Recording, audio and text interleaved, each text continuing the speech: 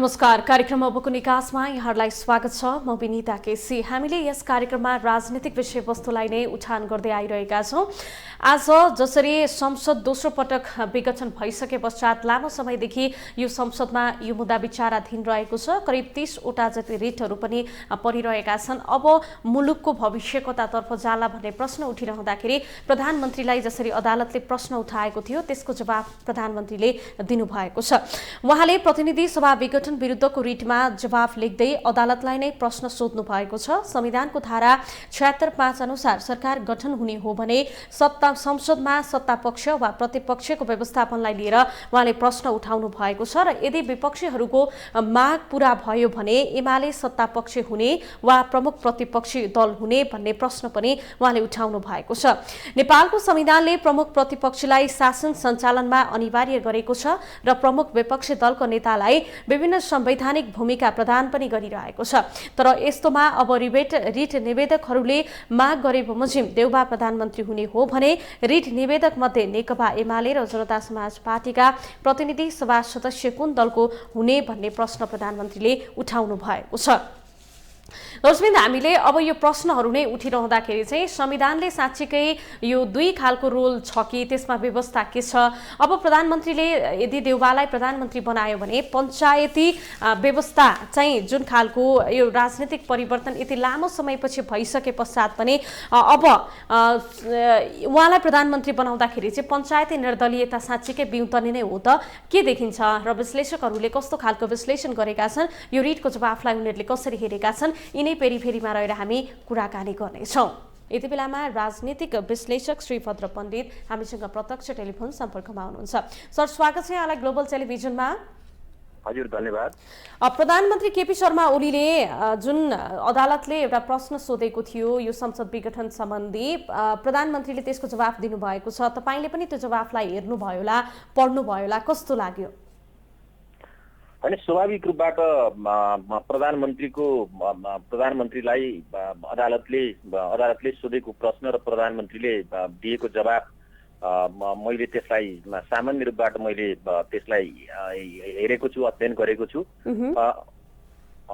अहिले प्रधानमन्त्रीले एक त उहाँका जुन उहाँले चाहिँ जुन अभिव्यक्तिहरू, उहाँले जुन धारणाहरू लिखित रूपमा सुप्रिम कोर्टलाई उहाँले चाहिँ जुन दायर गर्नुभयो त्यो दायर गरेकै आधारहरूमा गएर म भन्न चाहन्छु। एक त प्रधानमन्त्रीले पहिलो पटक उहाँले संसदलाई विघटन गरिसके पछाडि यो अवैधानिक रूपबाट, यो कानुनी रूपबाट, संवैधानिक रूपबाट यो चाहिँ के भन्दाखेरि न्यायसङ्गत छैन र यसले चाहिँ एउटा संविधान, कानुन र प्रजातन्त्र लोकतन्त्रमाथि नै प्रहार गरेको छ भनेर सुप्रिम कोर्टले त्यसलाई पुनर्वाली रिस्टेट गरिसके पछाडि फेरि नयाँ राजनैतिक घटनाक्रमहरू जुन विकसित भयो र विकसित भइसके पछाडि फेरि बारम्बार प्रधानमन्त्रीले दोस्रो पटक जुन चाहिँ के भन्दा संसदलाई विघटन गर्ने जुन अवस्थामा उहाँ आइपुग्नुभयो। यो विघटन गर्ने अवस्थाबाटै कस्तो खालको परिस्थिति र संविधान र कानुनका सम्पूर्ण चाहिँ बेसिसहरूलाई हेर्दाखेरि मैले यसमा के देख्छु भन्दा, एक त प्रधानमन्त्रीले सबभन्दा पहिलो कुरो यो लिखित पत्रमै उहाँले एउटा निर्दलीय र पञ्चायती व्यवस्थाको पुनरावृत्तिको कुरा गर्दै हुनुहुन्छ। मलाई के लाग्छ भन्नुहोला भने उहाँले अहिले सम्पूर्ण नेपाली जनता, आम जनताका नाममा जुन एउटा आफूले नै मुलुकलाई अस्थिरतातर्फ धकेलेको र तपाईँको ठुलो एउटा राजनीतिक सुरुङभित्र मुलुकलाई प्रवेश गराएको भन्नेतर्फ भन्दा पनि उहाँले सम्पूर्ण रूपबाट एउटा आफू अत्यन्त एउटा नाङ्गो रूपबाट मुलुकमा उहाँ प्रस्तुत भएको मैले देखिरहेको छु। र जहाँसम्म लाग्छ अहिले यो 76 यो जुन चाहिँ संविधानको 76, 1, 2, 3 र 4 का जुन धाराहरू, सम्पूर्ण धाराहरू चाहिँ प्रयोग भइसकेको अवस्था छ र ती सम्पूर्ण धाराहरू प्रयोग भइसके पछाडि प्रधानमन्त्रीले जुन चाहिँ अवस्थामा जब उहाँले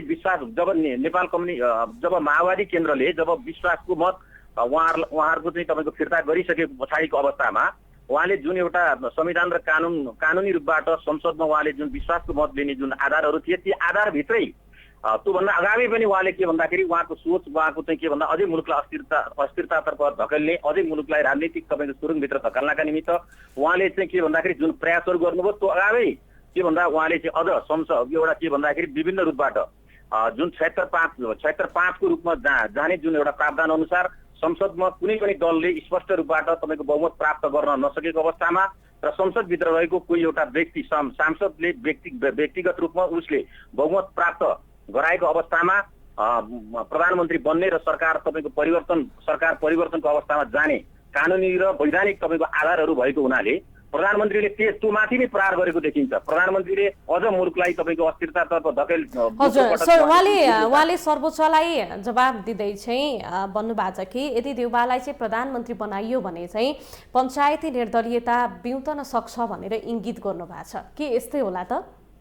होइन, मैले अघि तपाईँलाई स्वाभाविक रूपबाट मैले तपाईँलाई के भने उहाँले अहिले हामीले विगत यो तपाईँको के भन्दाखेरि 2072 सालदेखिका राजनीतिक घटनाक्रमहरू तपाईँको सत्ता मोह पद प्राप्तिका निमित्त जुन प्रयासहरू भए र उहाँको पार्टीभित्रै जुन एउटा आन्तरिक द्वन्द्वहरू जुन सिर्जना भए ती आन्तरिक द्वन्द्वहरू आज पनि तपाईँका मिडियाहरूमा सबै रूपबाट तपाईँको ती सम्प्रेषित छन्।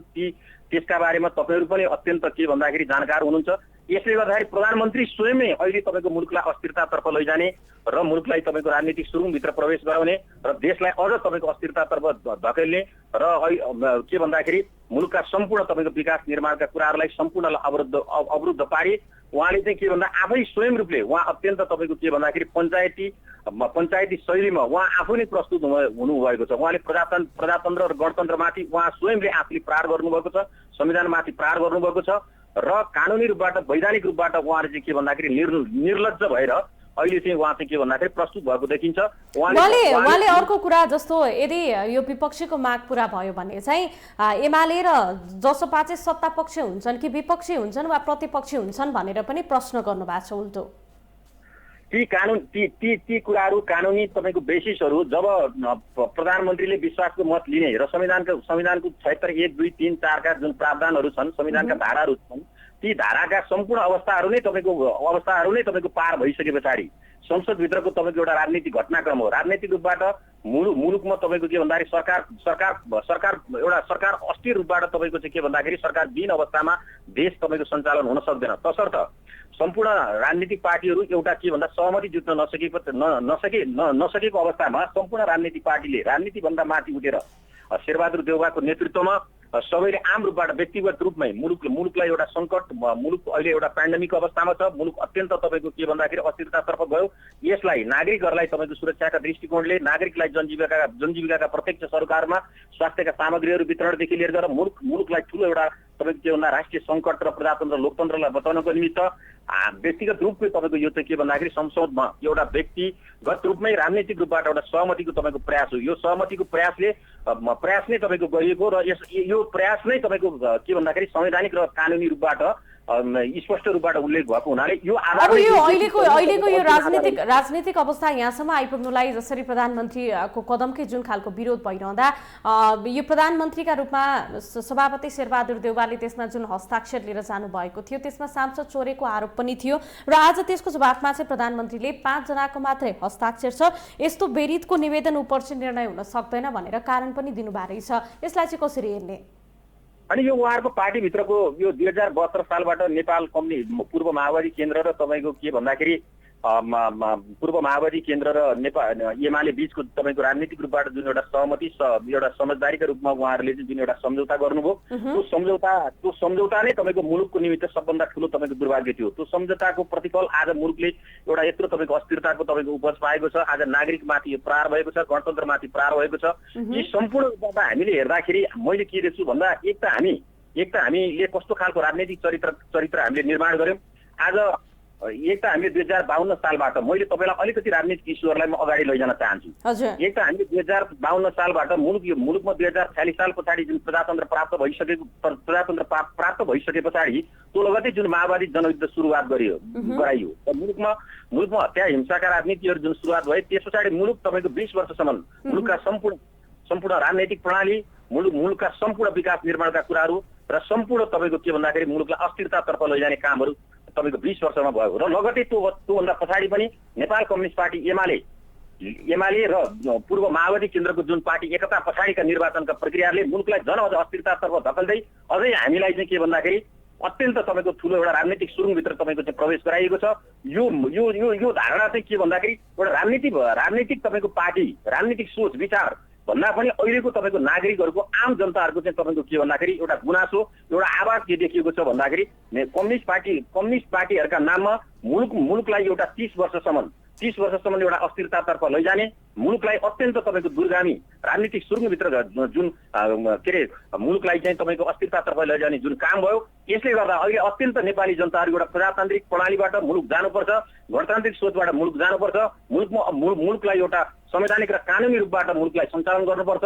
यसरी एउटा कम्युनिस्ट विचारधाराका आधारले पटक विभिन्न रूपबाट मुलुकलाई एउटा अस्थिरतातर्फ लैजाने, विभिन्न तपाईँको बाहनामा विभिन्न रूपबाट राज्य सत्तालाई दोहन गर्नका निमित्त विभिन्न कृत्रिम खालका तपाईँको अवस्थाहरू सिर्जना गरी मुलुकलाई यस्तो खालको राजनैतिक तपाईँको घटनाक्रमहरूमा मुलुकलाई अस्थिरतातर्फ लैजानु हुन्न भन्ने खालका वातावरणहरू अहिले आम नेपाली जनताहरूमा त्यस्ता खालका गुनासोहरू अहिले तपाईँको देखिरहेको छ। यसले गर्दा मुलुक नै तपाईँको प्रजातान्त्रिक प्रक्रियाबाट जाने हो। यसको निमित्त आम जनताहरूको चासो, आम जनताहरूको गुनासो के छ भने मुलुकलाई यसरी एउटा कम्युनिस्ट पार्टीका नाममा मुलुकलाई अस्थिरतातर्फ लैजाने, मुलुकलाई एउटा राजनैतिक तपाईँको चाहिँ के भन्दाखेरि राजनीतिक सुरुङभित्र हाल्ने काम। अहिले अब यो राजनीतिक चरित्रमाथि नै प्रश्न उठिरहँदा नीति निर्माताको व्यवस्थाको जुन खालको पद प्रतिष्ठामाथिको लोभ लज्जाको विषय नै अलिकति विवादित बनिरहँदाखेरि चाहिँ अर्को कुरा, प्रधानमन्त्रीले यो दलीय अनुशासन उल्लङ्घन गर्ने छुट चाहिँ कुनै पनि सांसदलाई छैन भनेर पनि त्यो जवाफमा चाहिँ यो विषयलाई पनि जोड्नु भएको छ। यो कुरा चाहिँ तपाईँको कस्तो देखिन्छ भन्नु होला भने जब उहाँको पार्टीभित्रको जुन एउटा तपाईँको आन्तरिक द्वन्द्वहरू सिर्जना भयो, उहाँले आफ्नो पार्टीलाई नै तपाईँको व्यवस्थापन गर्न सक्नु भएन। तपाईँको त्योभित्र पनि तपाईँको माधव नेपाल अथवा झलनाथ खनालहरू एक त पूर्व माओवादी नेपाल कम्युनिस्ट पार्टी भित्रकै तपाईँको चाहिँ के भन्दाखेरि जुन एउटा विवादमा सुप्रिम कोर्टले तपाईँको त्यो आदेश जारी गरिसके पछाडि पूर्व माओवादी केन्द्र र एमाले घर फर्काउने खालको जुन एउटा तपाईँको सुप्रिम कोर्टको आदेश जारी भइसके पछाडि त्यो भित्र पनि नेपाल कम्युनिस्ट पार्टी एमाले भित्र जुन एउटा आन्तरिक रूपबाट प्रधानमन्त्रीका गतिविधिहरू, प्रधानमन्त्रीले मुलुकलाई अस्थिरतातर्फ लैजाने, प्रधानमन्त्री तपाईँको भ्रष्टको संरक्षक बन्ने र देशमा ठुल्ठुला तपाईँको राजनैतिक तपाईँको घटनाक्रमहरू भइसके पछाडि त्यो घटनाक्रम र आफ्नै पार्टीभित्रको चाहिँ तपाईँको के भन्दाखेरि एउटा विवाद, पार्टीभित्रको अत्यन्त तपाईँको के भन्दाखेरि एउटा विवादलाई पद प्राप्तिको निमित्त भोटबाजी गर्दै मुलुकलाई अस्थिरतातर्फ लैजाने जुन एउटा रणनीति उहाँले तय गर्नुहोस्, त्यो रणनीतिका आधारले नै प्रधानमन्त्री अहिले आफू सुरक्षित रहनका निमित्त आफ्नै पार्टीका नेताहरूलाई यो संवैधानिक रूपबाट हामीले के कुरा गर्छौँ भन्दा जब संसदभित्र जब उहाँले के भन्दाखेरि विघटन गरिसके पछाडि जब राष्ट्रपतिलाई उहाँले एउटा गलत ढङ्गबाट उहाँले प्रयोग गर्नुभयो, राष्ट्रपति जस्तो एउटा तपाईँको के भन्दाखेरि मुलुकको एउटा तपाईँको के भन्दा एउटा संरक्षक जुन एउटा संस्था हो, त्यो संस्थालाई नै उहाँले प्रहार गर्नुभयो। आज प्रत्येक नेपाली जनताहरूले एउटा राष्ट्रपतीय संस्थाप्रति पनि आज तपाईँको प्रश्न उठाइरहेको अवस्था छ। यसले गर्दा उहाँले आफ्नो पार्टीभित्रका नेता कार्यकर्ताहरू र सांसदहरूलाई तपाईँको एउटा धम्काउने, थर्काउने र कानुनी र वैधानिक तपाईँको प्रावधानका हिसाबले संविधान र कानुनलाई मिलेर उहाँले चाहिँ के भन्दाखेरि त्यो खालका रणनीतिहरू, त्यो खालका धारणाहरू ल्याई आफै अझै पनि मुलुकमा तपाईँको के भन्दाखेरि लामो समयसम्म सत्ता हत्याउने, लामो समयसम्म तपाईँको के भन्दाखेरि शासन तपाईँको हप्ताएर नेपाली जनतामाथि र यो तपाईँको गणतन्त्र र प्रजातन्त्रमाथि नै उहाँले प्रहार गर्ने खालको कोसिसहरू गरिरहनु भएको जस्तो लाग्छ मलाई। हजुर, अब यो जुन एमाले भित्रको विवाद पनि छ, छताछुल्ल छ, यसलाई एक ठाउँमा ल्याउनका लागि प्रधानमन्त्री ओलीले जुन खालको प्रयास पनि गर्नुभयो त्यो पनि निरर्थक जस्तै बनिरहँदाखेरि चाहिँ अब यो के होला त, यो नेकपा भित्रको विवाद यसले समाधान होला त? अहिलेसम्मको पेरिफेरी हेर्दा के देख्नुहुन्छ? तपाईँले अघिल्लो प्रश्नमै म तपाईँलाई फेरि पनि म थप कुराहरू म तपाईँलाई के भन्न चाहन्छु। मैले तपाईँलाई भनेको संविधान जब संसदभित्र जब के भन्दाखेरि सरकार बन्ने खालका जुन चाहिँ के भन्दाखेरि पार्टीहरूको बिचमा सहमति सरकार बन्ने खालका जुन एउटा तपाईँको चाहिँ के भन्दाखेरि सम्भावनाहरू नदेखिसके पछाडि उहाँका पार्टीभित्रका तपाईँको द्वन्द्वहरू सम्पूर्ण रूपले तपाईँको चाहिँ के भन्दा निर्लज्ज भएर सामाजिक रूपमा तपाईँको छताछुल्ल भइसकेको अवस्था आइसके पछाडि हामीले के देख्छौँ भन्दाखेरि उहाँले चाहिँ के भन्दा पार्टी एकताका नाममा अहिले उहाँले एउटा के भन्दा कानुनी र वैधानिक तौरबाट पनि के भन्दा सांसद निलम्बनका कुराहरूका बेसिसहरूलाई संवैधानिक र कानुनी रूपबाट उहाँले चाहिँ आफ्ना पार्टीभित्रका जुन विरोधीहरू छन् ती विरोधीहरूलाई धम्काउने, थर्काउने र विभिन्न रूपबाट विभिन्न प्रलोभनहरूमा उहाँहरूलाई चाहिँ के भन्दाखेरि एउटा लालीपप देखाएर उहाँहरूलाई चाहिँ के भन्दाखेरि अझै पनि आफू सत्ता लम्बाउनका निमित्त उहाँले विभिन्न खालको चाहिँ तपाईँको रणनीतिहरू तय गर्दै हुनुहुन्छ। त्यो रणनीति तयमा मलाई जहाँसम्म लाग्छ भनेपछि यो एकताको भन्दा पनि उहाँले चाहिँ आफ्नो सत्ता लम्ब्याउने रणनीतिले नै यो चाहिँ एकताको लागि प्रयास गरेको देख्नुहुन्छ तपाईँ? सबै कुरा उहाँले सत्तालाई लम्ब्याउनका निमित्त विभिन्न खालका तपाईँको के भन्दाखेरि एउटा प्रलोभनहरू, विभिन्न खालका रणनीतिहरू उहाँले संविधानमाथि, कानुनमाथि र तपाईँको के भन्दाखेरि राष्ट्रपतीय संस्थालाई उहाँले आफ्नो मात्रै संस्था, नेपाली जनताको संस्था होइन, यो मेरो मात्रै संस्था हो भन्ने खालको एउटा अत्यन्त तपाईँको निरङ्कुश चरित्र उहाँले प्रस्तुत गरिरहनु भएको छ। त्यो निरङ्कुश तपाईँको यो उहाँको जुन चरित्र हो त्यो चरित्रले एउटा आम नेपाली जनता र उहाँको पार्टीभित्रकै कुरामा त मैले अघि तपाईँलाई भनिसकेँ, उहाँले आफ्नै पार्टीका नेताहरूलाई पनि के भन्दा कानुनी र वैधानिक तौरबाट म बलियो छु। उहाँले सम्पूर्ण तपाईँको देशका संवैधानिक अङ्गहरू चाहे निर्वाचन आयोग होस् चाहे तपाईँको के भन्दा सुप्रिम कोर्ट होस् सम्पूर्णलाई उहाँले चाहिँ के भन्दाखेरि एउटा धम्काउने एउटा थर्काउने र त्यसमा चाहिँ के भन्दाखेरि एउटा गलत गैर राजनीतिक तरिकाबाट उहाँले आफ्ना क्रियाकलापहरूलाई अगाडि बढाइरहेको जस्तो चाहिँ मलाई लाग्दछ। यो नेपालको विकास र समृद्धि त पछाडि धकेलियो नि? होइन, मैले तपाईँलाई अघि नै भनिसकेँ, सबभन्दा ठुलो तपाईँको चाहिँ के भन्दाखेरि मुलुकको 2052 सालबाट एक त तपाईँको नेपाल कम्युनिस्ट पार्टी माओवादीले मुलुकको 20 वर्ष तपाईँको विकास निर्माणका कुराहरूलाई एउटा हत्या हिंसाको श्रृङ्खला 17,000 मान्छेहरू मारिए, त्यो एउटा राजनीतिक घटनाक्रम त तपाईँको त्यो थियो। एउटा संविधान सभाका नाममा, गणतन्त्रका नाममा, लोकतन्त्रका नाममा आज नेपाली जनताहरूले यो लामो समय पछाडि पनि मुलुकले यत्रो प्राप्त गर्यो। यो मुलुकले गणतन्त्र लोकतन्त्र प्राप्त गरिसके पछाडि नेपाली जनताहरूले के प्राप्त गरे त? तपाईँ हामीलाई स्वाभाविक रूपबाट अहिले एउटा पेन्डेमिक अवस्था यस्तो अवस्था छ, योभन्दा प्रत्येक दिन नेपाली जनताहरू आफ्नो देशमा बसेर प्रत्येक नेपाली जनताहरूले आफ्नो देशप्रति धिक्कार रहेछन्। आज हेर्नुहोस्, एउटा के भन्दाखेरि वैदेशिक रोजगारमा गएका मान्छेहरूले एउटा के भन्दाखेरि एउटा रेमिटान्स पठाएर मुलुकको आर्थिक स्थिति तपाईँको के भन्दाखेरि आज राष्ट्रका शासकहरू त्यसमा मोजमस्ती छ। आज त्यही नेपाली नागरिकहरू जो रेमिटान्स र उहाँहरूले चाहिँ श्रम योगदान गर्नुभयो, लेबर कन्ट्रिब्युसन गर्नुभएको छ, त्यो लेबर कन्ट्रिब्युसनबाट ती नेपाली नागरिकहरूले आज आफ्नो पेन्डेमिकको बेलामा यत्रो नागरिकको निमित्त यता स्वास्थ्यका सामग्रीहरू पठाउनु भयो। यो देख्दा यस्तो खालको तपाईँको दुर्भाग्यपूर्ण स्थिति छ, सरकार यो ढङ्गबाट प्रस्तुत भएको छ र नागरिकहरू आज आफ्ना जनताका निमित्त यसरी तपाईँको एउटा राहत एउटा स्वास्थ्य सामग्रीहरू पठाइरहेको अवस्था छ। यसले यो कुरा त तपाईँको के देखिन्छ भन्नुलाई भने अहिले आम नेपाली जनताहरूमा यस्तो खालको तपाईँको परिस्थितिहरू तपाईँको सिर्जना भएको देखिन्छ। यो हामीले सिस्टमको कुरा, मैले सिस्टममाथि उहाँले सिस्टममाथि प्रहार गर्नुभयो, संविधानमाथि प्रहार गर्नुभयो, उहाँले चाहिँ के भन्दाखेरि लोकतन्त्र गणतन्त्रमाथि नै प्रहार गर्नुभयो। तर हाम्रो अहिले चाहिँ ओभरअल नेपाली जनताहरूको चाहना के हो भने मुलुक प्रजातान्त्रिक सोचबाट अगाडि बढ्नुपर्छ, लोकतान्त्रिक प्रक्रियाबाट अगाडि बढ्नुपर्छ र यो प्रक्रियाबाट जाँदा अहिले हामीले यस्तो खालका प्रवृत्तिका मान्छेहरू जो मुलुकको शासन सत्तामा पुगेका देख्यौँ, यी प्रवृत्तिका मान्छेहरूबाट अब मुलुकले निकास पाउनुपर्छ। यी प्रवृत्तिका व्यक्तिहरूबाट राज्य व्यवस्था तपाईँको चल्नु हुँदैन। यी मान्छेहरू अत्यन्त तपाईँको करप्टेड, अत्यन्त भ्रष्ट, अत्यन्त तपाईँको के भन्दा निर्लज्ज तरिकाबाट नेपाली जनतामाथि, आम जनतामाथि यिनीहरूले ठगे, आम जनतामाथि यिनीहरूले प्रहार गरे। यसको विकल्प भनेको प्रजातान्त्रिक सोचबाट नै जानियो, लोकतान्त्रिक प्रणालीबाट नै जानियो। यसले गर्दा अहिले हामीले ओभरअल तपाईँको नेपालमा प्रत्येक पार्टीभित्रका अत्यन्त क्रिम सक्षम अत्यन्त योग्य मान्छेहरूको तपाईँको खाँचो भएको आम नेपाली जनताहरूले महसुस गरेका छन्। त्यसका निमित्त अत्यन्त तपाईँको के भन्दाखेरि युवा नेताहरू जसले भनेपछि अब पूर्ण मूल्याङ्कन गर्नुपर्ने बेला चाहिँ आएको छैन त? होइन, मूल्याङ्कन त मैले तपाईँलाई भने, हेर्नुहोस् मुलुक म तपाईँलाई भन्छु संसारले यत्रो ठुलो तपाईँको परिवर्तन गरिसक्यो। म तपाईँलाई भन्न चाहन्छु धेरै देशहरूले 30 वर्षको अभियानमा धेरै ठुलो तपाईँको परिवर्तन गर्यो। हामीले साउथ कोरियालाई 1980 देखि साउथ कोरियाले यत्रो ठुलो तपाईँको प्रोग्रेस गर्यो। आज तपाईँको के भन्दाखेरि लगभग पर क्यापिटल इन्कमको स्थितिमा लगभग 36,000को हाराहारीमा आज चाहिँ तपाईँको साउथ कोरिया पुगिसकेको अवस्था छ भनेदेखि आज 30 वर्षको अभियानमा एउटा के भन्दाखेरि पटक कम्युनिस्ट पार्टीका नाममा देश र नागरिकमाथि यो एउटा तपाईँको कहिले तपाईँको हत्या हिंसाका नाममा, कहिले तपाईँको शासन पद्धतिलाई अत्यन्त तपाईँको गलत किसिमले प्रयोग गरेर मुलुकमाथि तपाईँको एउटा कम्युनिस्ट पार्टीले जुन ढङ्गबाट प्रहार गर्यो, यो प्रति नेपाली जनताहरू अत्यन्त तपाईँको सचेत हुन जरुरी छ। अब आगामी दिनमा यस्ता किसिमका चरितार्थका मान्छेहरूबाट मुलुकले निकास पाउनुपर्छ। मुलुक प्रजातान्त्रिक सोच र मुलुकमा एउटा भिजन भएका अत्यन्त सक्षम योग्य मान्छेहरूको नेतृत्व खाँचोको आवश्यकता नेपाली जनताहरूले गरेको महसुस मैले गरिरहेको छु। हजुर, हस् त यहाँको महत्त्वपूर्ण समय दिनुभयो र यो विचारका लागि यहाँलाई धेरै धेरै धन्यवाद। हजुर, धन्यवाद। दर्शकवृन्द, उहाँ हुनुहुन्थ्यो राजनीतिक विश्लेषक श्री फद्र पण्डित। हामीले कुराकानी गरिरहेका छौँ। आज प्रधानमन्त्री केपी शर्मा ओलीले जसरी सर्वोच्चको जवाफ दिनुभएको छ, जुन रिट परेको थियो 7 दिनभित्र दिनुपर्ने जवाफ आज उहाँले दिनुभएको छ र संविधानको धारा 6ले प्रधानमन्त्री नियुक्त गर्ने अधिकार जुन राष्ट्रपति बाहेक अरू कसैलाई दिएको छैन, यस्तो कार्य चाहिँ राष्ट्रपतिको कार्यालयबाट सम्पादन समेत हुन नसक्ने उहाँले बताउनु भएको छ र संविधानले धारा 76 को उपधारा 2, 3 वा 5 बमोजिम राष्ट्रपतिले नियुक्त गरेका प्रधानमन्त्रीप्रति प्रतिनिधि सभाको विश्वास छ वा छैन भनी परीक्षण गर्ने अधिकार दिएको भने उहाँले बताउनु भएको छ।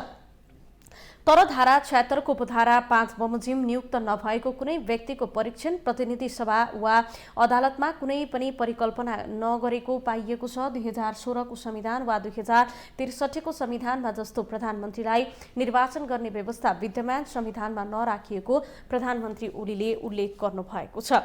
अदालतमै प्रधानमन्त्रीले जवाफ दिइरहँदाखेरि उल्टो प्रति प्रश्न पनि त्यहाँ गर्नुभएको छ। यदि प्रधानमन्त्रीले चाहिँ सभापति देउबाको माग पूरा भए चाहिँ एमाले सत्तापक्ष हुने कि प्रतिपक्ष दल हुने भन्ने प्रश्न पनि त्यहाँ राखिएको छ र अदालतले सभापति देउबालाई प्रधानमन्त्री नियुक्त गर्न मिल्दैन भनेर पनि उहाँले भन्नुभएको छ र दलीय शासन उल्लङ्घन गर्ने छुट कुनै पनि सांसदलाई नभएको कुरा पनि उहाँले बताउनु भएको छ।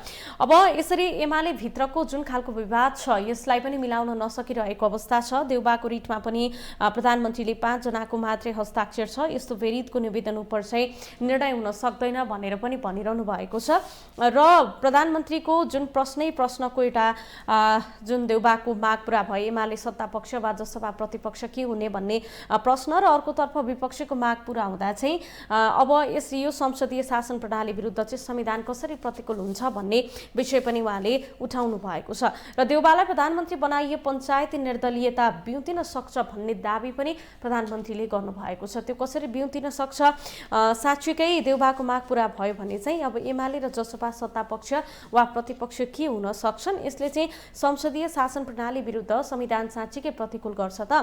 हामीले यिनै विषयवस्तुलाई पनि आज कार्यक्रममा जोड्ने प्रयास गरिरहेका छौं र संविधानको धारा 76 को 5 अनुसार सरकार गठन हुने हो भने संसदमा सत्तापक्ष वा प्रतिपक्षको व्यवस्थापनलाई लिएर प्रधानमन्त्रीले प्रश्न उठाउनु भएको छ र संविधानले प्रमुख प्रतिपक्षलाई शासन सञ्चालनमा अनिवार्य गरेको छ। प्रमुख विपक्षी दलका नेतालाई विभिन्न संवैधानिक भूमिका प्रदान गरिएको छ। रिट निवेदकहरूले माग गरे बमोजिम श्री शेरबहादुर देउबा प्रधानमन्त्री हुनुभयो भने रिट निवेदक मध्येका नेकपा एमाले र जनता समाजवादी पार्टीका प्रतिनिधि सभा सदस्य कुन दलका हुनेछन् भनेर उहाँले प्रतिप्रश्न पनि उठाउनु भएको हो र प्रधानमन्त्री ओलीले धारा 76(5) को प्रधानमन्त्रीमा कांग्रेस सभापति देउबाको दाबी नपुग्ने पनि तर्क गर्नु भएको छ। एमाले र जनता समाजवादी पार्टीमा विभाजन ल्याउने नियतका साथ केही सांसदलाई आफूतिर तानेर देउबाले प्रधानमन्त्रीको दाबी गरेको भन्दै प्रधानमन्त्री ओलीले यो संसदीय शासन प्रणाली विरुद्ध संविधान प्रतिकूल भएको पनि जानकारी दिनुभएको हो।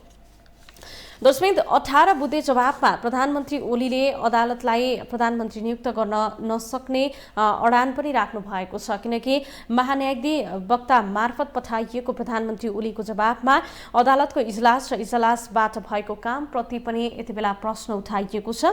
यो संसदीय शासन प्रणाली विरुद्ध संविधान प्रतिकूल भएको जानकारी दिनुभएको छ र जसरी शेरबहादुर देउबाको दाबी अनुसार उहाँले पनि प्रधानमन्त्री बन्नका लागि जुन खालको हस्ताक्षर लिएर त्यहाँ पुग्नु भएको थियो, दाबी पुगेन भनेर राष्ट्रपतिले यो दाबी नपुग्ने भन्दै त्यसलाई बदर गरिदिनु भएको थियो र आज प्रधानमन्त्रीले यो जवाफ दिने क्रममा चाहिँ पञ्चायती निर्दलीयता फेरि बिउतन सक्ने दाबी गर्नुभएको छ। समग्र नै फेरिमा रहेर हामी कुराकानी गरिरहेका छौं। यति बेलामा हामीसँग कुराकानी गर्नका लागि राजनीतिक विश्लेषक राजेन्द्र चापागाई प्रत्यक्ष फाइबरबाट जोडिसक्नु भएको छ। सर नमस्ते, ग्लोबल टेलिभिजनमा स्वागत छ यहाँलाई। धन्यवाद। आज प्रधानमन्त्री ओलीले सर्वोच्चको जवाफ दिनुभएको छ, यो विषय तपाईले पढ्नु पनि भयो होला, हेर्नु पनि भयो होला, कस्तो लाग्यो सर? यो मैले पढेँ। अब संविधान नै दोभाषी भइदियो। संविधानले चाहिँ फ्याक्ट कुरो भनिदिएको छैन। संविधानले लुपहोल छोडेको नै छ। दोभाषी कसरी भइदियो सर? हजुर, कसरी भइदियो दोभाषी? दोभाषी किन भइदियो भन्दाखेरि अब यो 76 को 5 मा गएको हो। 5 मा जाँदाखेरि 5 ले के भन्छ भन्दाखेरि उपधारा 3 बमोजिम नियुक्त प्रधानमन्त्रीले उपधारा 4 बमोजिम विश्वासको मत प्राप्त गर्न नसकेमा उपधारा 2 बमोजिमको कुनै सदस्यले प्रतिनिधि सभामा विश्वासको मत प्राप्त गर्न सक्ने आधार प्रस्तुत गरेमा राष्ट्रपतिले त्यस्तो सदस्यलाई प्रधानमन्त्री नियुक्ति गर्दछ भनेको छ। हजुर, अब यसमा चाहिँ को सदस्य आधार प्रस्तुत गर्ने सदस्यमा अहिले चाहिँ शेरबहादुर देउबा लेखिनु भएको छ हैन, आधार प्राप्त गर्ने सदस्यको रूपमा।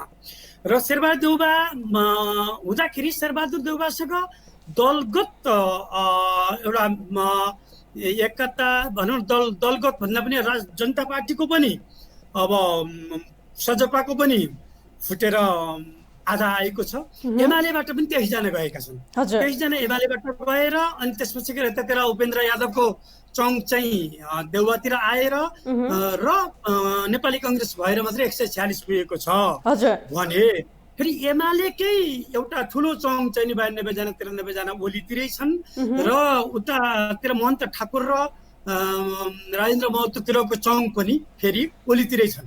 त्यसो भएको त यसले चाहिँ स्वतन्त्र सदस्य भनेको हो अथवा दल भनेको यो कुरोमा चाहिँ 5 नम्बर प्रश्न बोलेको छैन। अब कि त यो 5 नम्बरको आशय चाहिँ मलाई लाग्छ आशय चाहिँ 76 को 1 2 3 4 हुँदै 5 मा आइपुग्दाखेरि चाहिँ आशय चाहिँ यसको स्वतन्त्र सदस्यले चाहिँ स्वतन्त्र किसिमले चाहिँ निर्णय गर्न सक्ने, विश्वासको मत दिन सक्ने, कसैलाई प्रधानमन्त्री बनाउन सक्ने, आधार प्रस्तुत गर्न सक्ने भनेको होला। तर त्यसलाई चाहिँ 5 ले प्रश्न खुलेको त छैन। अब प्रश्न नखुल्ने हो भनेदेखि के अब पुरै दलको अस्तित्व नै सकिएको हो त? संसद पूर्ण स्वतन्त्र हुन् कि हैनन्? यहाँनिर यो खुलाएर लेखिदिनु पर्थ्यो। खुलाएर नलेखिएको कारणले गर्दाखेरि यो एउटा विवादको विषय बनेको छ। यस्तै बाजा भुकाउ काम गर्नको लागि सर्वोच्च अदालतको कल्पना गरिएको छ, फङ्सनमा छ। सर्वोच्च अदालतले चाहिँ यसको अब एउटा निर्णय दिनुपर्छ, किनभनेदेखि हामी संविधानको सुरुको फेजमा छौँ संविधान प्रयोगको। अब अहिले हामीले जसरी यसलाई बसाल्छौँ त्यही नै नजिर स्थापना हुन्छ भोलिसम्मको लागि। हामीले अहिले जसरी संविधानलाई खेलाउँछौँ, जसरी संविधानको एउटा नजिर बनाउँछौँ, त्यही नजिर नै भोलिको लागि पनि मार्गदर्शक बन्ने भएको हुँदा सर्वोच्च अदालतले राम्रो अध्ययन गरेर गहन विचार गरेर अनि त्यसपछि मात्रै निर्णय दिनुपर्छ भन्ने मलाई लाग्छ। यहाँ 5 नम्बरले शङ्काको फाइदा चाहिँ दिएको छ। हजुर, अब प्रधानमन्त्रीले चाहिँ यदि देउबालाई चाहिँ प्रधानमन्त्री बनाइयो भने चाहिँ पञ्चायती निर्दलीयता चाहिँ फेरि बिम्तन सक्ने दाबी पनि गर्नुभएको छ। अब यो हो किन भन्दाखेरि नि त्यसमा चाहिँ के अरे विश्वासको मत प्राप्त गर्न सकेन। पहिला त उहाँले विश्वासको मत प्राप्त गर्न सक्नु भएन। नसके पछाडि 4 मा उहाँले सक्नु भएन, 5 मा आयो। 5 मा आइसके पछाडि के भयो भन्दा उपधारा 2 बमोजिमको भनेको छ के। हजुर, उपधारा 2 बमोजिममा 2 मा के छ दलहरू छन्। उपधारा 2 मा त दलहरूको छ नि त, 2 वा 2 भन्दा बढी दल मिलेर भनेको छ हैन। र यहाँ के लेखिदियो भन्दाखेरि उपधारा 2 बमोजिमको कुनै सदस्यले भनेको अर्थ दलको कुनै सदस्यले भन्ने कुरा भयो। हजुर, सदस्यले प्रतिनिधि सभामा विश्वासको मत प्राप्त गर्न सक्ने आधार प्रस्तुत गरेमा राष्ट्रपतिले त्यस्तो सदस्यलाई प्रधानमन्त्री नियुक्ति गर्नेछ भनेर यो उपधारा 2 लाई पनि झुडाइदिएको छ त्यहाँनिर ल्याएर।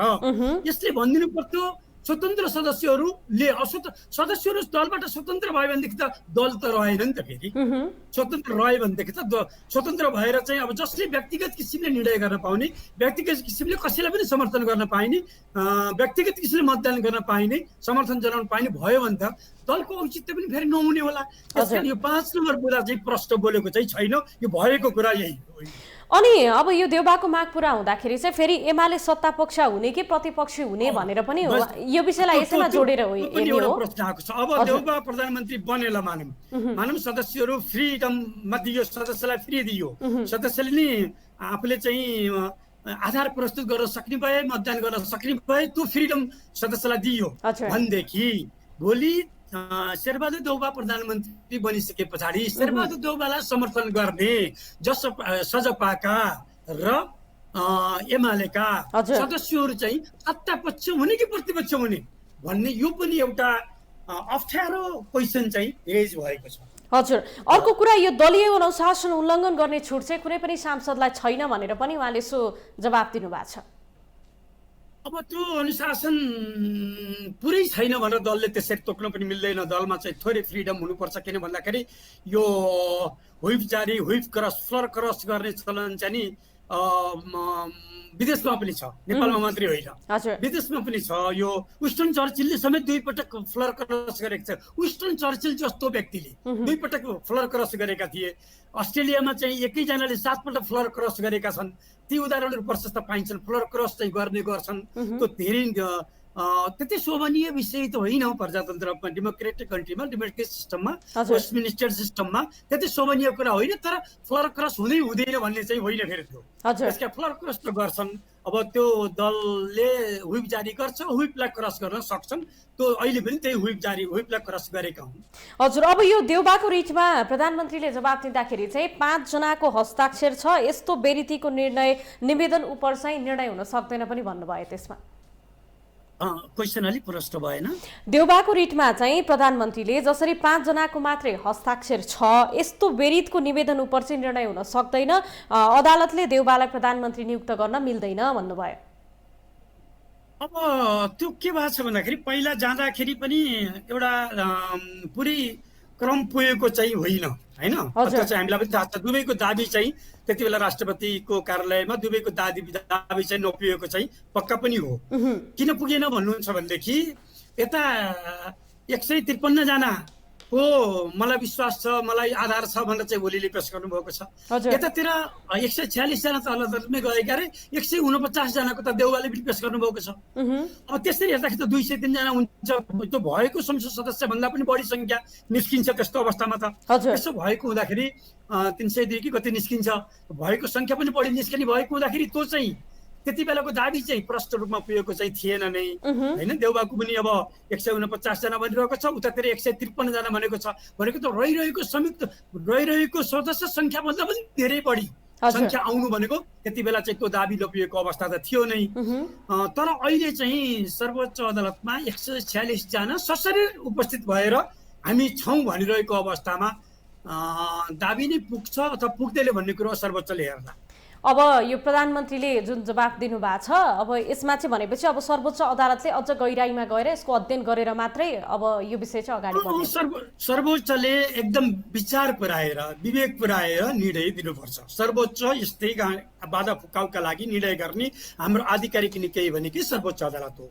अहिले संविधान प्रष्ट बोलेन, संविधानमा जता पनि अर्थ लगाउन सकिने खालका भाषाहरू प्रयोग गरिए। त्यही 5 नम्बरमा पनि सदस्यहरू स्वतन्त्र रहनेछन् मात्रै भनिदिएको भएदेखि यो समस्या हुन्थेन, होइन? यो केही पनि समस्या यो जो लफडै आउने थिएन। त्यो पनि भनेन र उपधारा 2 अनुसार भन्ने बित्तिकै दल सकलहरू जोडिदिएको छ। त्यसकारण त्यसले भन्न खोजेको के हो? दलकै हुनुपर्छ, दलबाट सदस्यहरू 5 नम्बर उपधारा 5 मा पनि सदस्यहरू दलबाट स्वतन्त्र हुने छैनन् भनिदिएको भए पनि एउटा बाटो हुन्थ्यो। यो जाने नै थिएनन्, जाने थिएनन्। गएदेखि चाहिँ अर्कै किसिमले जान्थे, होइन भनेदेखि स्वतन्त्र रहनेछन् भनिदिएको भए पनि हुन्छ। त्यहाँनिर केही पनि नबोलेको कारणले गर्दाखेरि यो जता पनि अर्थ लगाउन सकिने, जता पनि बहुअर्थी यो त साहित्य जस्तो संविधान पो लेखेछौँ त हामीले चाहिँ धेरै राम्रो संविधान लेख्छौँ भन्दा भन्दै उड जस्तो भएछ। जता अर्थ लगाए पनि उनी, जतातिर चाहिँ बहुअर्थ बोक्ने यो कविता जस्तो पो संविधान भएछ त। संविधानको कारणले गर्दा नि अहिले धेरै राजनीतिक समस्याहरू, राजनीतिक झमेलाहरू देखा परेका छन् र निकास पाउन गाह्रो भएको छ। सर्वोच्च अदालतले अब एउटा निर्कुल त्यहाँ नलेखिए पनि सर्वोच्च अदालतले अहिले गरेको फैसला नै त्यहाँ नलेखिए पनि त्यो नजिरको रूपमा स्थापित हुने र यसरी नै आगामी दिनमा पनि जाने भएको हुँदाखेरि सर्वोच्च अदालतले बहुत विचार गरेर चाहिँ निर्णय गर्नेछ भन्ने कुरामा हामी विश्वास छौँ। अब यो नेकपा भित्रको अझ एमाले भित्रको यो विवाद चाहिँ अब कसरी समाधान होला वा नहोला? अब नेकपा त फुटि नै हाल्यो, एमाले भित्रलाई पनि जसरी जोड्न खोजिराख्नु भएको थियो प्रधानमन्त्रीले, अब हिजो भर्खर मात्रै पनि वरिष्ठ नेता झलनाथ खनालले पनि अझै यो प्रयास चाहिँ एकता चाहिँ हुनैपर्छ जुन बिन्दुमा गएर भए पनि भनिरहनु भएको छ। दोस्रो तहका नेताहरू पनि बारम्बार छलफलमै जुटिराख्नु भएको छ। सम्भावना के देखिँदैछ सर? एकदम राइट। झलनाथजीले आफू बिरामी भएर दिल्ली उपचारमा जाने क्रममा उहाँले ईश्वर पोखरेललाई पनि भन्नुभयो, प्रधानमन्त्रीज्यूलाई पनि भन्नुभयो पार्टी एकता गर्नुहोस् भन्नुभयो। ईश्वर पोखरेललाई राजनीति गर्ने तपाईँहरूले मिलाएर लिएर जानुहोस् भन्नुभयो। दोस्रो तहका नेताहरू चाहिँ लाग्नु भएको छ। यदि नेकपा एमाले अहिले फेरि विभाजन हुन्छ भनेदेखि दोस्रो पुस्ताका नेताहरूको राजनीतिक जीवन समाप्ति हुने खतरा पनि बढेको छ। र झलनाथले मात्रै होइन, दोस्रो स्तरका नेताले, त्यसपछि आम कार्यकर्ताले र जनताले पनि यो दुवै पक्षका अनुमानहरू छोडेर जनताले पनि जसले वामपन्थीहरूलाई मतदान गरेका थिए, जसले एमाले प्रति विश्वास गरेका थिए, ती जनताले पनि यो पार्टी नफुटोस् भन्ने चाहना छ। र आम जनताले त जुनसुकै पार्टीको होस्, नेपाली कांग्रेसकै भए पनि जनता, नेपाली कांग्रेसकै भए पनि जनताले चाहिँ नफुटोस् भन्छ। किनभनेदेखि यो पार्टी फुटेर पार्टीका पसल थापेर च्याउ उमेर चाहिँ पार्टी उम्रेको र एक सिट समानुपातिकमा ल्याएर पनि यहाँ मन्त्री परराष्ट्र मन्त्री उप प्रधानमन्त्री खाएका यी घटना त हामीले देखेकै छौँ नि। त्यो भद्रगोलबाट यो देश बचाउनु पर्छ भनेर नयाँ संविधान बनाइएको हो। एक सिट समानुपातिक ल्याएर चाहिँ उप प्रधानमन्त्री र परराष्ट्र मन्त्री के मन्त्री खाएको पनि यो भद्रगोल त हामीले देखेकै थियौँ, झन्डा हलाउँदै हिँडेको हामीले देखेका थियौँ। यसबाट मुक्ति पाउनु पर्छ भनेर जनतामा पनि त्यो जुनसुकै पार्टी होस् जनताले पनि पार्टी नफुटोस्, पार्टी दुईटा पार्टी हुन्, बलियो पार्टी बनोस्, दुईटा तीनटा पार्टी बनुन्, चारवटा पार्टी बनुन्, तर बलियो पार्टी बनुन्, यसरी झुन्ड पार्टी नहोस् भन्ने सबैको चाहना छ। र मलाई लाग्छ व्यक्तिगत किसिमले मलाई लाग्छ पार्टीमा त्यसरी फुट्छ भन्ने मलाई लाग्दैन। किन भन्दाखेरि फुटेका पार्टीहरू अगाडि बढेको नेपालको परिप्रेक्ष्यमा चाहिँ इतिहास छैन। माओवादी ग्रुप नयाँ किसिमले आन्दोलन पछाडि आएको र 64 मा चाहिँ एउटा बहुमत प्राप्त गर्यो, बिस्तारै 6 बाटोमा लाग्यो, अनि फेरि एमालेसँग एकता गर्यो र साक्ष जोगाएको पार्टी हो। अब वामदेव त्यति बेला जुन सैद्धान्तिक आधार थियो, महाकाली जस्तो विषय संवेदनशील विषयलाई लिएर, राष्ट्रिय नारालाई लिएर, सैद्धान्तिक नारालाई लिएर वामदेव चाहिँ एमालेबाट फुट्नु भएको थियो, माले गठन गर्नुभएको थियो, तर पनि त्यो लामो समय माले पार्टी टिक्न सकेन। तर भन्नुहुन्छ भनेदेखि माले पार्टी फुट्दाखेरि अधिकतम बहुमत बुद्धिजीवीहरू र बहुमत कार्यकर्ताहरू मालेमा गएका थिए र माले पार्टी ठुलो बन्छ भन्ने लागेको थियो, तर पनि माले पार्टी लामो समय टिक्न सकेन। र पनि अहिले वामदेवजीले त्यो पीडालाई सम्झेर, पार्टी फुट्दाखेरिको पीडालाई सम्झेर उहाँले पार्टी फुट्नु हुँदैन भनेर सुरुबाटै प्रयास गरिरहनु भएको छ। त्यो पीडा उहाँलाई थाहा छ। फुटेरै गएका पार्टीहरू भन्नुहुन्छ भनेदेखि महन्त ठाकुर पनि काङ्ग्रेसमै रहिरहेको भएदेखि सायद उहाँ धेरै अगाडि नै धेरै माथिल्लो स्टेजमा पुग्न सक्नुहुन्थ्यो होला। उहाँको पनि स्थिति अहिले यसो धानिएर बस्ने अवस्था रहिरहेको छ। अशोक राईजी जानुभयो, एउटा जनजातिमा आधारित पार्टी खोल्नुभयो, उहाँको पनि त्यस्तै भयो। बाबुरामजी जानुभयो, बाबुरामजी चाहिँ नयाँ शक्ति खोल्नुभयो, त्यसपछि गएर फेरि समाजवादीमा मिसिनुभयो, फेरि अहिले सजपामा हुनुहुन्छ। जस्तै देवेन्द्र र पाण्डे र टङ्क कार्कीहरू चाहिँ 49मै अर्को पार्टी लोकतान्त्रिक जनदल के भन्ने खोल्नुभयो, उहाँहरूको पनि त्यो पार्टी त्यति लामो भनेपछि हामीले यो राजनीतिक सिनारियो हेर्दै आउँदाखेरि चाहिँ यो फुटले चाहिँ राम्रो संकेत दिएको छैन। इतिहासले के देखाएको छ भने पार्टी फुटेर गएर जनताको बीचमा भिज्न र बढ्न सकेको छैन, फस्टाउन सकेको छैन भन्ने इतिहास ताजा भएको हुँदा पनि नेताहरू पार्टी फुटाउँदैनन् भन्ने मलाई लाग्छ एउटा तथ्य। अर्को तथ्य के लाग्छ भन्दाखेरि एमाले यस अर्थमा फुट्दैन कि एमालेको मार्गदर्शक सिद्धान्त भनेको जनताको बहुदलीय जनवाद हो। जनताको बहुदलीय जनवादले एउटा प्रजातान्त्रिक पद्धतिलाई चाहिँ कम्युनिजम भित्राएको थियो। अब बुलेटबाट मात्रै होइन, ब्यालेटबाट पनि कम्युनिस्टहरूले जनताको मन जित्छन् भन्ने एउटा दृष्टिकोण विकास गरेको थियो र धेरैलाई कम्युनिस्ट लोकतान्त्रिक भनिने व्यक्तिहरूलाई पनि कम्युनिस्ट हुनको लागि एउटा बाटो खोलिदिएको थियो र त्यसले कम्युनिस्टलाई टिकाएको पनि हो। जब 1990 को बर्लिनको पर्खाल भत्किँदाखेरि पनि त्यो सिद्धान्तिक मार्गदर्शक सिद्धान्तले गर्दा नेपालमा पार्टीहरू चाहिँ कम्युनिस्ट पार्टी बाँचिरहेको थियो। अब त्यो एमालेको मार्गदर्शक सिद्धान्त त बहुदलीय जनवाद हो। बहुदलीय जनवाद मार्गदर्शक सिद्धान्त हो, त्यो माधव नेपालको पनि हो, त्यो खड्गप्रसाद ओलीको पनि हो। यी दुवैको मार्गदर्शक सिद्धान्त एउटै छ भनेदेखि उनीहरूको त यो कार्यगत असहमति मात्रै हो, केही साना झिना मसिना कुरामा असहमति हो, पदीय व्यवस्थापनमा भएको असहमति हो, प्रदेश सभामा चाहिँ प्रदेशमा भएका मन्त्री सन्त्री यताउति बनाउने कुरामा भएन एकलौटी भयो भन्ने असहमति हो, राजनीतिक नियुक्तिहरू एकलौटी भए भन्ने असहमति हो। सैद्धान्तिक असहमति त होइन, वैचारिक असहमति त होइन। त्यसकारण जनताको बहुदलीय जनवाद भन्ने सैद्धान्तिक मार्गदर्शक सिद्धान्तले पनि यो पार्टीलाई फुट्न दिँदैन भन्ने मलाई लाग्छ। हजुर, हस् सर, यहाँको महत्त्वपूर्ण समय र संवादका लागि धन्यवाद यहाँलाई। यहाँलाई पनि धन्यवाद। दर्शक, उहाँ हुनुहुन्थ्यो राजनीतिक विश्लेषक राजेन्द्र चापागाई। हामीले कुराकानी गर्यौँ नेपालको विभिन्न कालखण्डमा राजनीतिक परिवर्तन भएको छ, त्यो परिवर्तन पश्चात पनि अब केही हुन्छ कि भन्ने आशा र अपेक्षा आम जनताले गरिरहँदाखेरि यो पार्टीहरूको फुटले जुन खालको राजनीतिक विचलन पछिल्लो समयमा ल्याइरहेको छ, यसले संविधानको संवैधानिक र राजनीतिक सङ्कटलाई नै ल्याउँदैछ र मुलुकलाई द्वन्द्वतर्फ धकेल्दैछ भनेर विश्लेषकहरूले विश्लेषण गर्न थालिरहेको अवस्थामा अब यो 7 सालदेखिको अहिलेको जुन राजनीतिक सङ्घर्ष छ, लामो समयसम्म यो राजनीतिक चक्रव्यूह पार गरेर आजको यो दशकसम्म आइपुग्दाखेरि हाम्रो देश किन विकासको मार्गमा हिँड्न सकेन, यो पकड किन गर्न सकेन र राजनीतिक स्वतन्त्रतामा कायम गरेका आज विभिन्न देशहरूलाई हामीले अन्तर्राष्ट्रिय स्तरमा हेऱ्यौँ भनेदेखि धेरै अगाडि हाम्रो देशभन्दा अगाडि बढिसकेका छन्। तर हाम्रो देशमा जुन खालको त्याग र तपस्याबाट संविधान ल्याइयो, संघीयतामा पहिलो अभ्यासमा गइयो,